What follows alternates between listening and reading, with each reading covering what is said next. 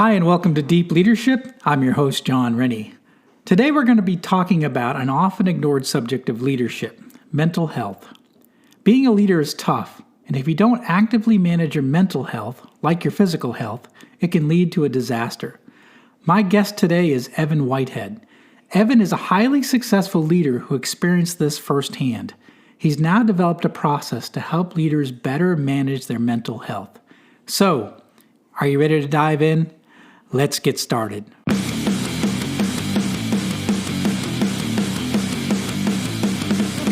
Welcome to Deep Leadership. Leadership is a people business. That's the philosophy of your podcast host, John Rennie. As a former Cold War submarine officer who spent 20 plus years leading businesses in corporate America before starting his own manufacturing business, he knows that leadership matters. Are you ready for some real-world actionable advice from John as well as his expert guests? I'm ready. The show starts right now. Welcome to the Deep Leadership Podcast. Today I'm joined by Evan Whitehead. Evan has spent most of his career in education as a teacher, a coach, and in a variety of educational leadership positions. He is a former Division I football player who enjoyed a successful leadership career. But there was a problem. Evan was dying inside. Like many leaders, he struggled for years with anxiety and depression. Eventually it came to a head, and Evan ended up in the hospital. This is an important episode about a leadership subject that we don't talk enough about, and that's mental health. Every leader needs to hear Evan's story and learn from his experience. So, Evan, welcome to the show. Hey, John, how are you? Thanks for having me on. I appreciate it. Oh, man, I'm so excited to have you here today and to talk about this important issue, especially in a time like this where there's a lot of uncertainty in the world. And I think that you can help us learn from your past experience and what we can do as leaders to watch out for the mental health side of the equation. So tell us about your background and, a little bit about football, and then coming into how did you get into education and educational leadership? Why did you choose that path? Sure. So I play youth sports since I was about 7 years old. And like most people, I played multiple sports. And I actually didn't play football until my freshman year of high school. I had never put on the pads, never played any tackle football. My favorite sport to this day is actually baseball. So I played baseball for most of, my life and even through high school, played basketball as well. And football is just something that kind of got thrown in my lap. It was the eighth grade going to freshman year. It's time you can get a chance to kind of do an orientation and meet the different coaches in sports. I walked right past like the football table and did a beeline for the baseball table. And then I went back and then walked to the basketball table. Never said anything to the football table. And then the football coach actually grabbed me and I was with my dad and said, "Come here, why did you walk past the table?" I said, "I don't play football. I never played football. Don't really have any interest to play football."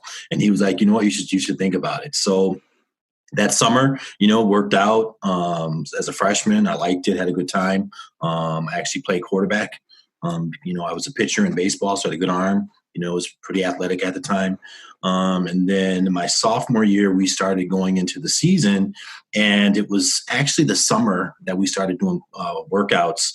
I think the first week I was on the sophomore team for like maybe 2 or 3 days. And then we'd split up and always go work out with the varsity because, to be able to watch the older guys and kind of follow them as well. And then I want to say by the end of that week, I got moved up to the varsity and I was starting as a sophomore. Yeah. And, it was a surreal experience because remember, this is only 1 year of ever playing organized football. And then the next thing I'm starting on the varsity as a 15-year-old. It was, and the thing about it is that I was surrounded by other guys who were playing up as well. Like my quarterback, he was my age. He was starting as a sophomore on the varsity, and so it was a good experience, but I learned a lot. I learned a lot about leadership because I was put in a position as a leader with guys that were older than me. Obviously, got seniors, juniors, and I kind of had to step up.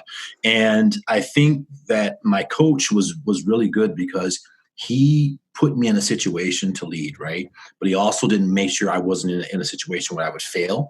But he instilled a lot of things into me and showed me that, you know what, you had this ability. And I was always a leader by example.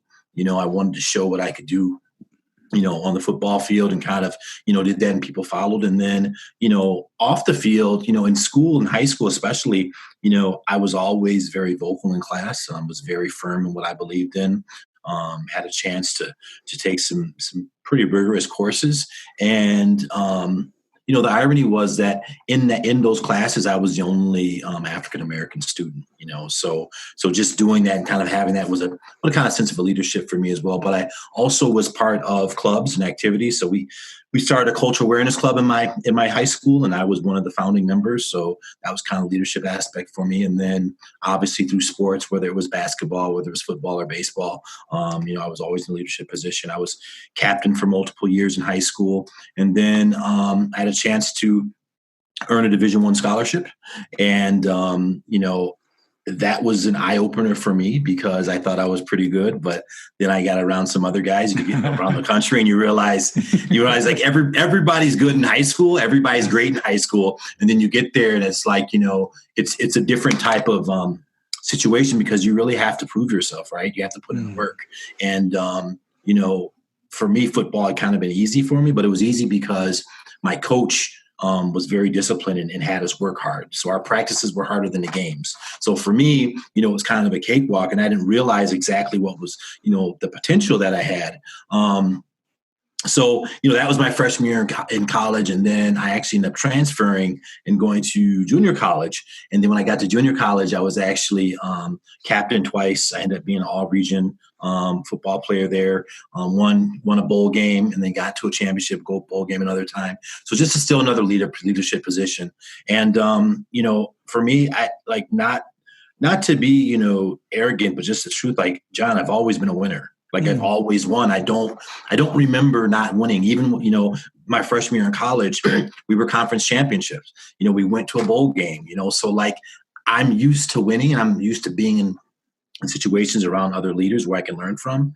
And, you know, I think that's kind of how things parlayed for me into education. I did not know I was going to be a teacher. Had no idea. Had no desire to get into education. But once again, it's one of those things that kind of fell in my lap. And I started out actually as a paraprofessional teacher assistant. And over my career, I've done every position in a school system except for superintendent.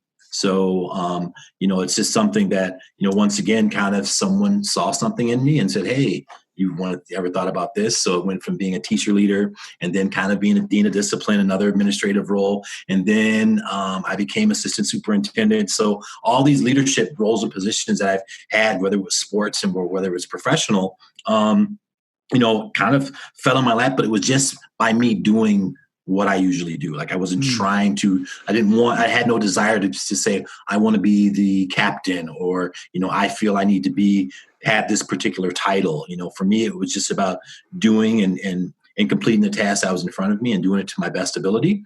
And if someone happened to recognize that, great. If they didn't matter, but that was just the way that I had always been taught to go about business.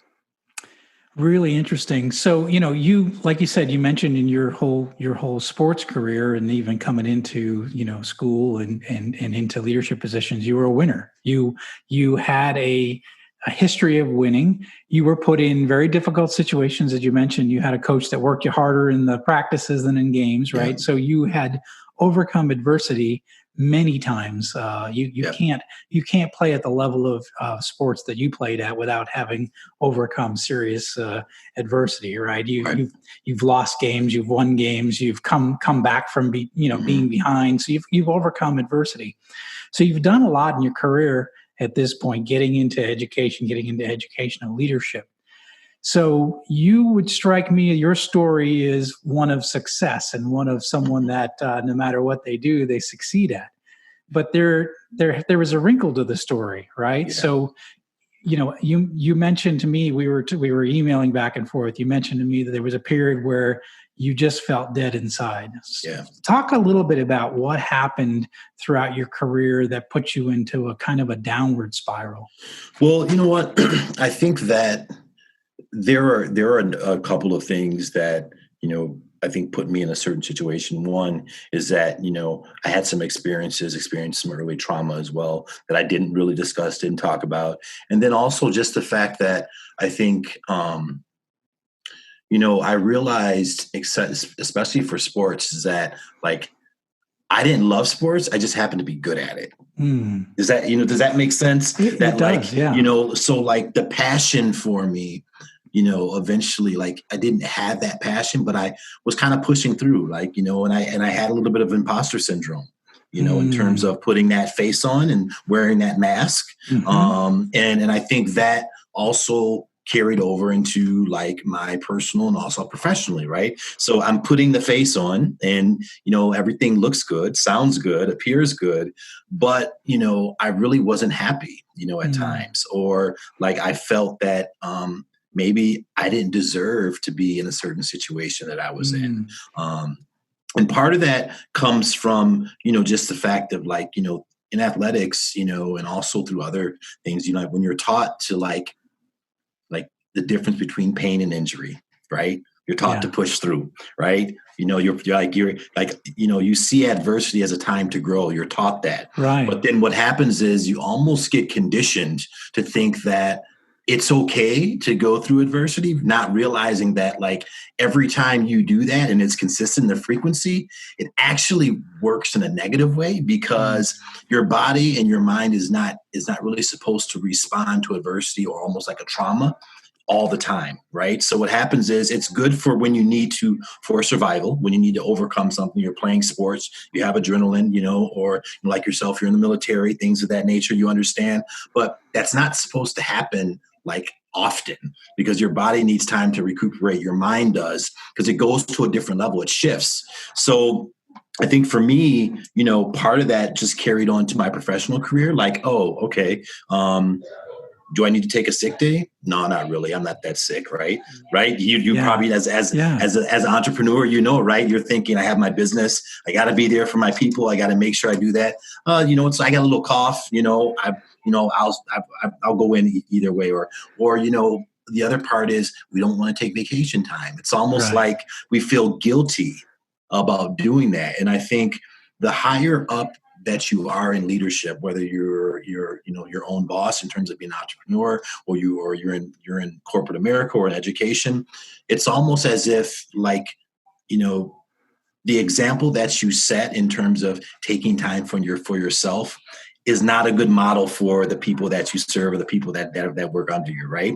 It's almost like you have to put this image of like, you can do anything, you can go through it, you can run through a wall and everything's going to be fine. But what happens is that when you see those models, you don't know what else is actually going on. So it actually contributes to you not fully understanding that you need to take care of yourself and know where you are and those type of things. Because I think as men especially, right, we have another layer and there's this narrative, right, that if I'm a man, I have to act a certain way, which means that I'm not going to cry, right? If I'm in pain, I'm not going to let anybody know, right? If I'm sick, I'm not going to go to the doctor. A lot of those things that we do, we push forward because, there's this idea of what, a man should be or what they should be doing. And a lot of men try to live up to that. But the reality is that sometimes we have so much hurt going inside of us or, things that we want to deal with. We don't talk about it. So it actually compounds the situation and it makes it worse. And I was I'm no different than anyone else, right? I mean, have a family, so they rely on me. I have 2 children. I have a spouse. So all those things I've always kind of seen as like, I'll just take something else on, right? As long as everybody else is okay, right? Then that's what matters first, and I'll get to me when I get time. So, you mentioned it too, you mentioned being a servant leader, right? In some of the things you do. When you're a servant leader, you tend to take things on, maybe more things than you should, whether even it's physical or emotional or just you get you get everybody's baggage on your back because you care deeply about your people. And so sometimes we can tend to get our load gets too heavy sometimes. Mhm. And like you said, we sort of ignore the pain and we push through it, and I'll be okay. I just got to get through it. And especially you coming from a sports background where you Yeah. were almost okay, you got to play through some pain sometimes if you're going to be, if you're going to win. So you're almost conditioned to play through it.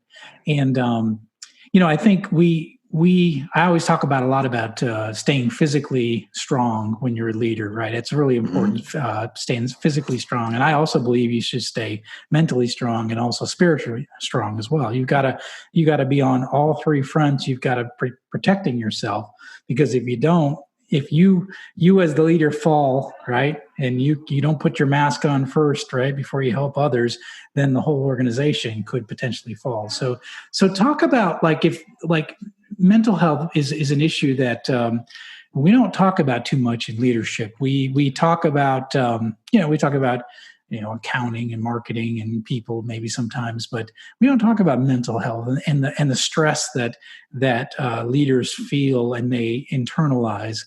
So you were dealing with a lot of issues. It sounds like, and I have the same thing, by the way. Your inner voice was telling you things, right? Yes. But your outer appearance was everything is fine, right? Yes. Your inner voice is saying it's not fine, but you just say, I've got to be strong for my family. I've got to be strong for the people that work for me. I got to be strong for my organization. And but eventually, I think for you, it reached a head, right? Is that right? It did. And I think that the difference is, or I should say, what's unique to my story is that I knew the warning signs, right? I saw them, I had heard about them, and even in terms of me personally, I could see what was going on, right? But I just figured, what? Oh, it'll be okay. It'll be okay. And that's really what happened. And it's almost like, as I was achieving more success, right? With that came other challenges, in terms of doing that. So, so for me, what happened, I used to be in a situation where my family and I would go on at least 2 vacations a year, right? We take time out. We do a lot of things. I spend more time, just taking care of myself physically.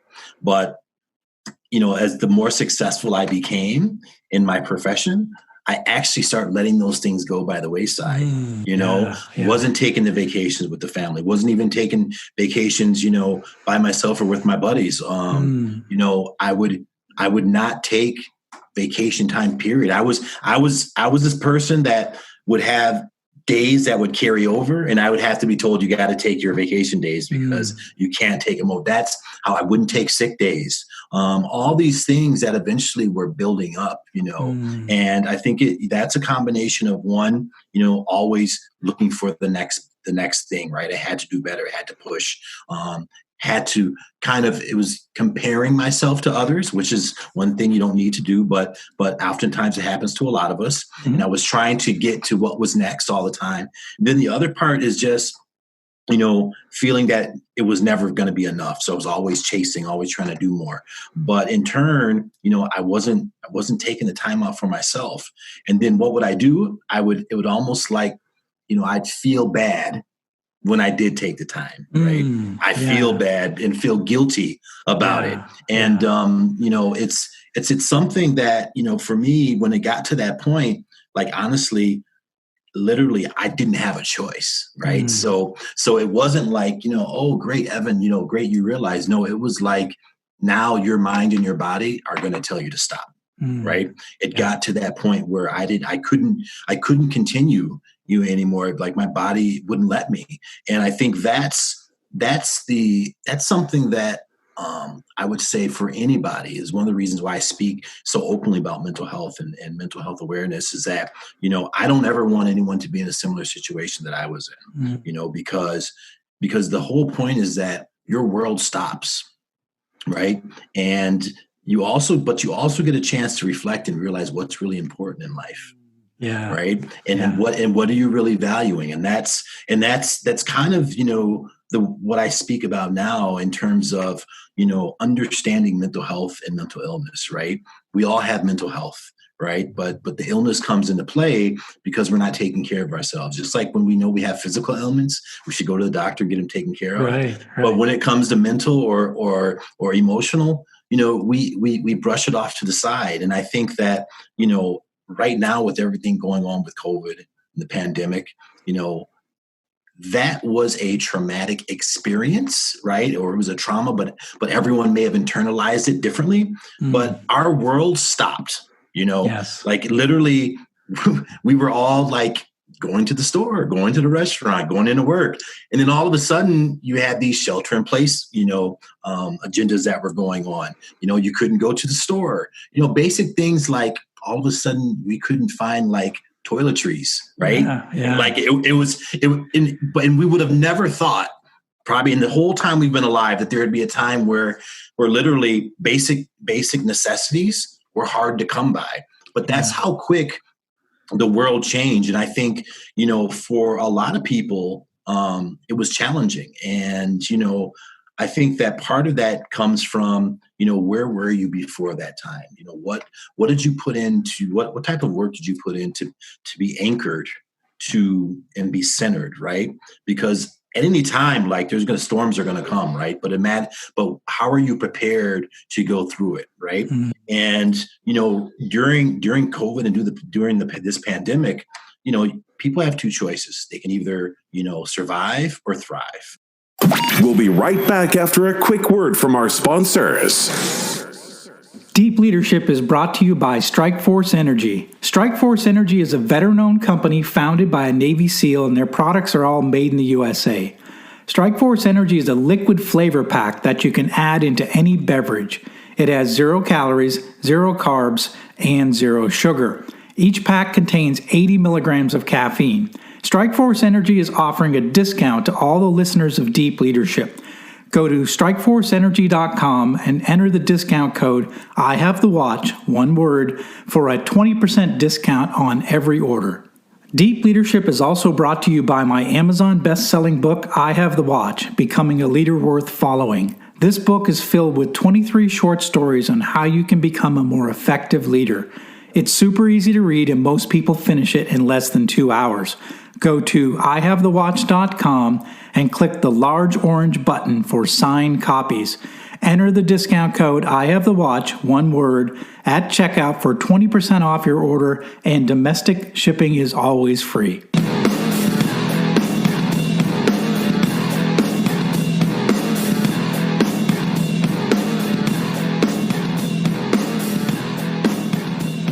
It's funny.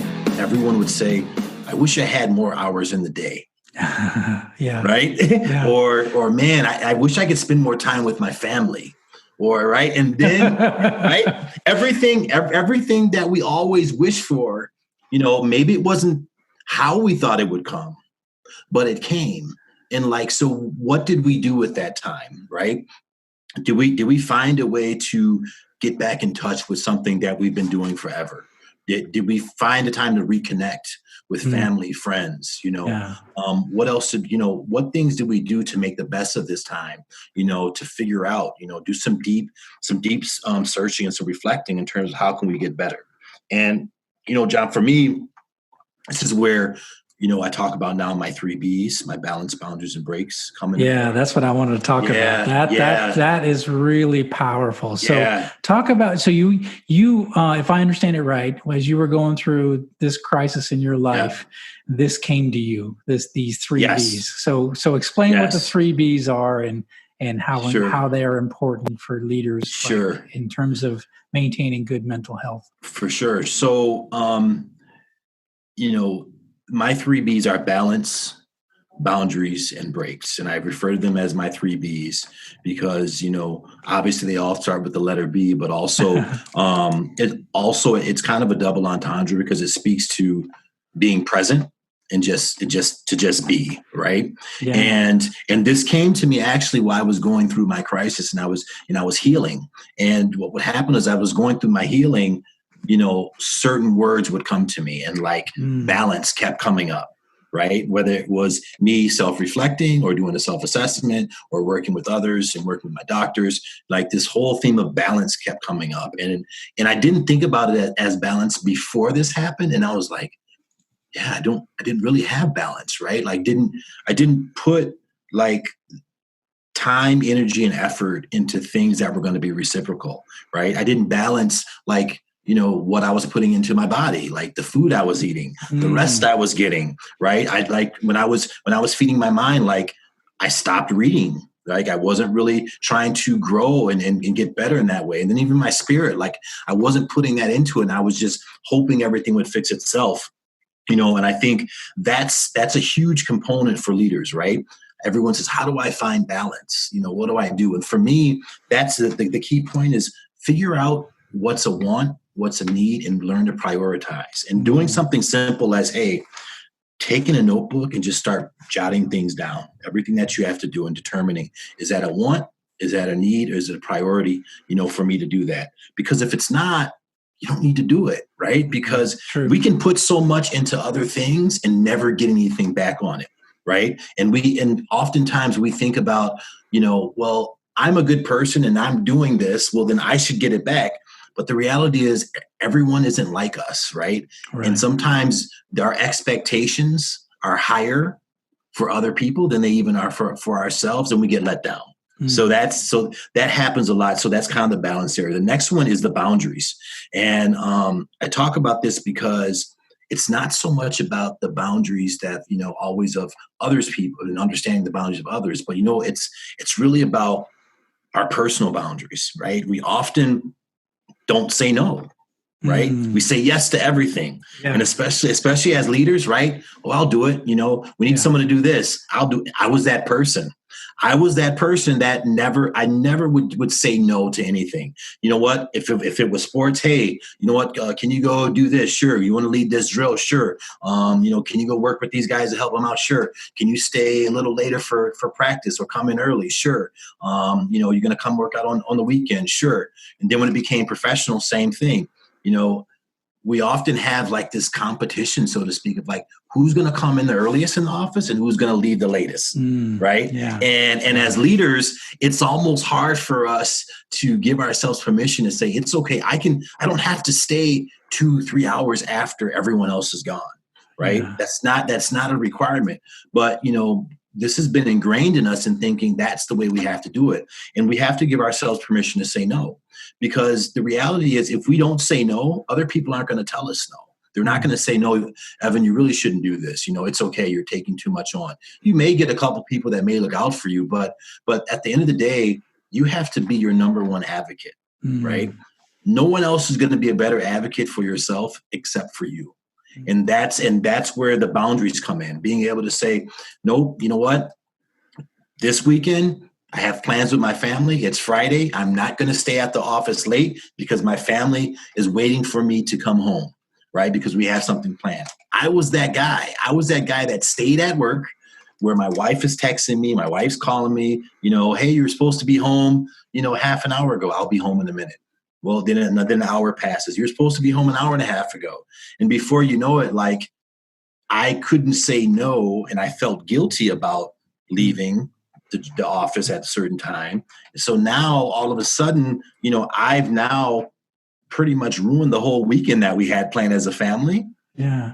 Because I didn't put myself first and think about what I need to be doing, how that can impact my family. So that's where the boundaries come in. And the last one is breaks. I talked a little about it earlier, is that, for me, I was always pursuing what was next. I was trying to always improve myself, trying to improve myself on the field, off the field, in the classroom.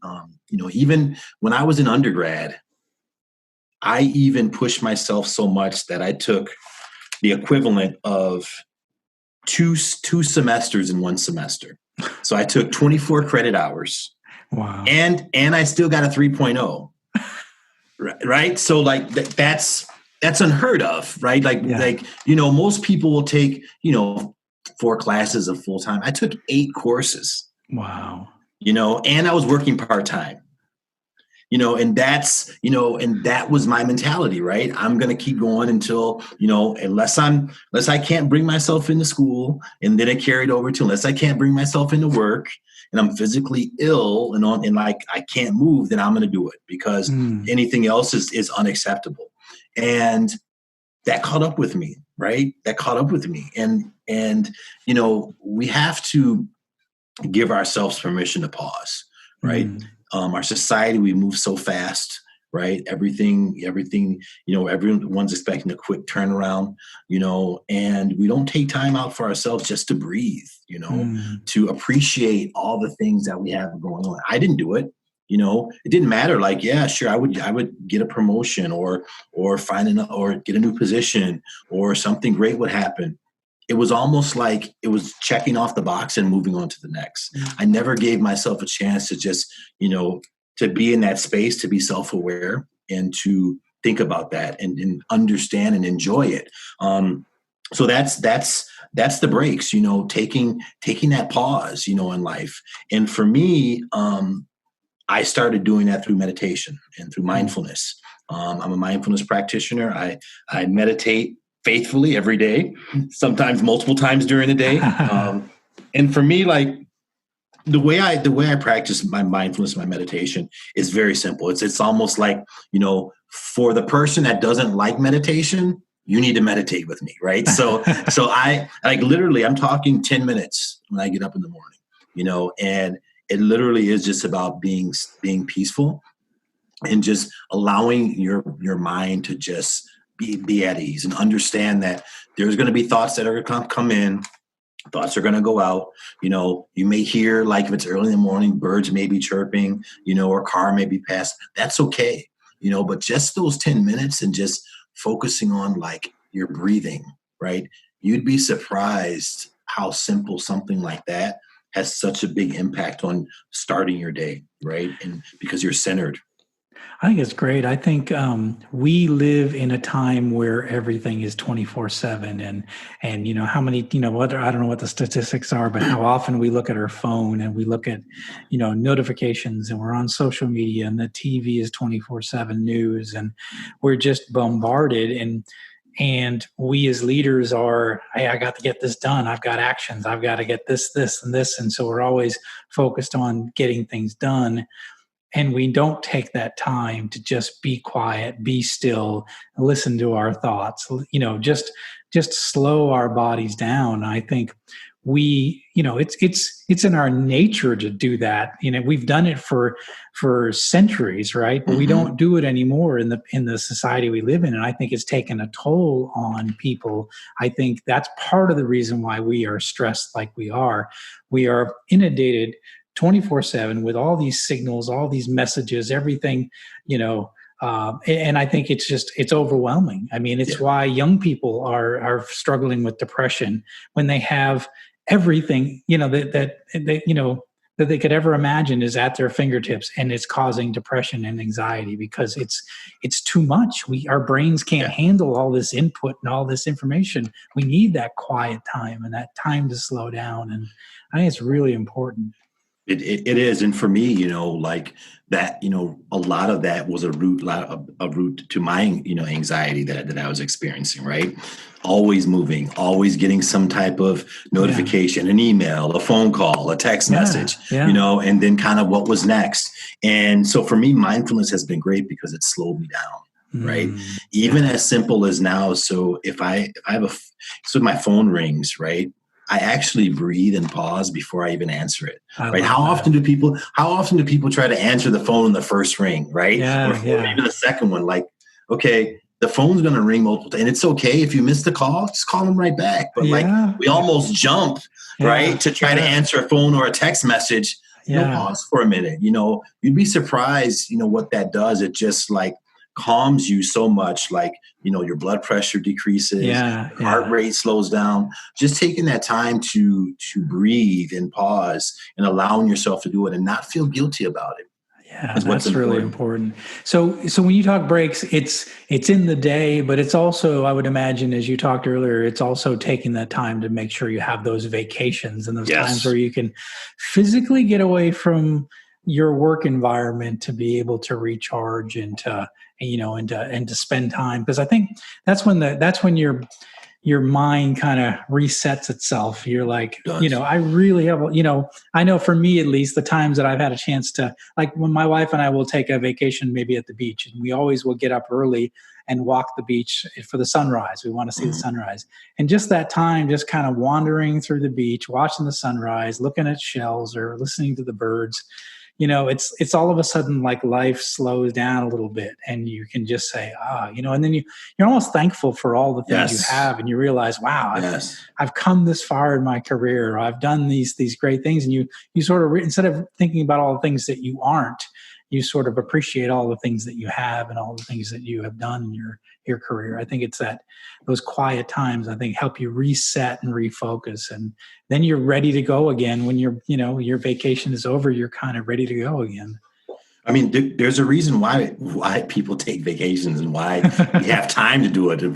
But so many leaders, they don't do that, right? They don't take that time out. But you do come back a better person if you unplug, right? And you detach a little bit. And you know what? As leaders, if we're gone for a short period of time, a few days, a week, everything's going to be okay. Everything's going to be okay. Everything's going to be okay. and right. And but a lot of times it's hard for us to tell that to ourselves, because we're thinking about so many things that could possibly happen. But the reality is everything's going to be okay, and the work's going to be there when we get back. Right. Like, so just take that time, because as you said, we don't get a chance to appreciate everything that has happened. If you have children, same thing. You blink and they're newborns, infants one day, and then next thing you know, right, they're headed to college and then going on with their lives. And for me, that's another thing. Like, I realized even when I was physically present, I wasn't present, like, mentally, emotionally. I was there, but like so many other things were going through my mind that I wasn't present. So I think that's the one thing that, over time, it took me to a point to learn to be present, right? And enjoy the moment. And, we're here, we're talking right now. That's what we're doing. Afterward, we can do anything else, but really that's it. And just because I think there's this misconception about, someone being physically somewhere versus them being present. And that's if you're a leader, if you're not a leader, if you're at work, whatever it is, like this, there's this misconception that, I'm at work today, I'm at my desk, and I'm doing my work, but what if I'm not really present, and I'm not really there? And I think that's, for me in education, that was something that, had a lot of conversations about determining whether or not, coming back to school, and whether it was going to be in person or was it going to be remote. Because, the reality is that from the mental side, if people are concerned about other things aside from their job, their performance is going to go down.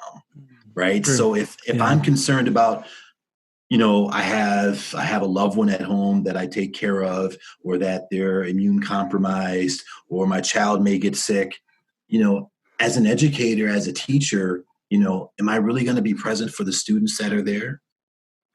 Because I'm going to be thinking about my own family. And as much as we say we care about, others, at the end of the day, we have our own family. We want to make sure they're okay.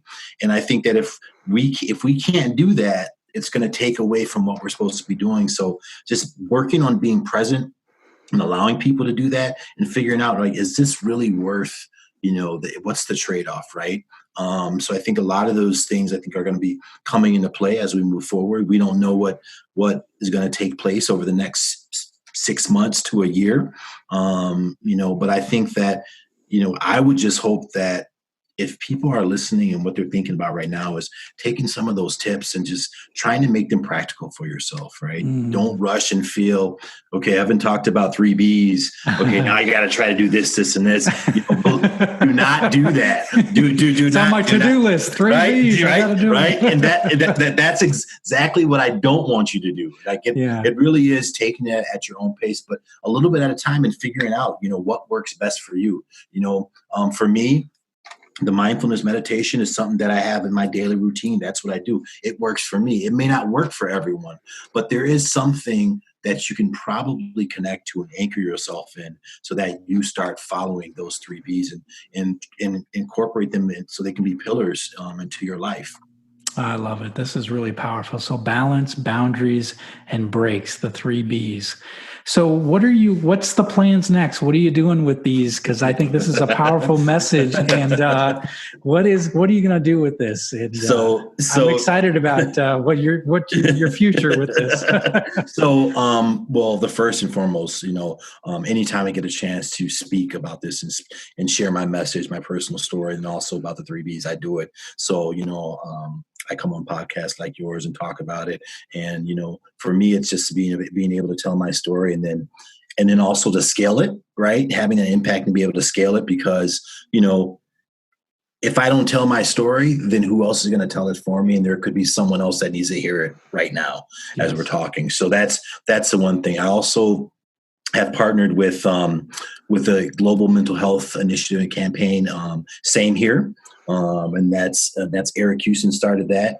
And it is a global movement in terms of getting a lot of people from all walks of life, celebrities, professional athletes, the common person like myself, and talking about, mental health, mental illness, and bringing that awareness to light. So he and I are doing some projects right now. We're working on a show that we're doing to talk about, Nice. Mental health, mental illness, also incorporating some things around social justice, because we know that's a huge topic right now. And it's great. We just want to model, that 2 people that you may think may look differently, physically, in our backgrounds, but the reality is we have so much in common, starting with the mental health side and then going to some of our other backgrounds, that there really isn't a lot of difference in people. Like we're more similar than we are different. So that's our message there. And then the last piece is that last couple pieces, I'll be doing a couple webinars focused on social emotional learning and well-being for adults. That'll be coming up. And then the last thing is I am actually writing a book right now on the 3 Bs, the balance, boundaries, and breaks. So look for that coming out probably the next year. Okay. But definitely talking about that because, I think that those 3 words that I thought were so simple, the more I talk about it and the more I talk to people, it resonates with them. And then, it doesn't matter like what you do, what your profession is, it doesn't matter. Like I found so many people that, originally I thought, oh, this is an educator, self-care and wellness thing. It doesn't matter. Everybody goes through something and they struggle with, being able to balance their time, energy, and efforts, adhere to their own boundaries and then take breaks and, when they need to and pause. So hopefully, when that comes out, there'll be more people that I can help out and learn from my story as well. That's fantastic. Well, what we'll do is we'll put all the links to all of these resources in the show notes so you can check it out. And when you finish the book, I want you to come back on the show because I want to talk about it. I'm looking forward to the book. And I really think that this is a powerful message and a powerful story and what you've gone through and, coming out of it and then taking all these lessons and then packaging it in a way that people can understand it and apply it to their lives. And I think we as leaders tend to take on a lot and we kind of think we're superheroes. And the truth of the matter is we're not. And we need to look at these 3 things, as you mentioned: balance, boundaries, breaks. And we got to make sure we're taking care of ourselves, both, physically and spiritually, but also mentally. We've got to have a good mental balance so that we can take care of our organizations. We can take care of our families. We can be in it for the long term and not just, focus on just short term. We're there for the long term for our families and our companies. And I think it's a really important message. So, Evan, I really appreciate you coming on the show and sharing your story. Thank you so much, John. I appreciate it. Peace and blessings. Okay, thank you. Well, that's it for today. So thank you for listening to Deep Leadership. If you like this podcast, please subscribe and share so we can continue to build a world with better bosses. Until next time, this is John Rennie saying take care and lead well.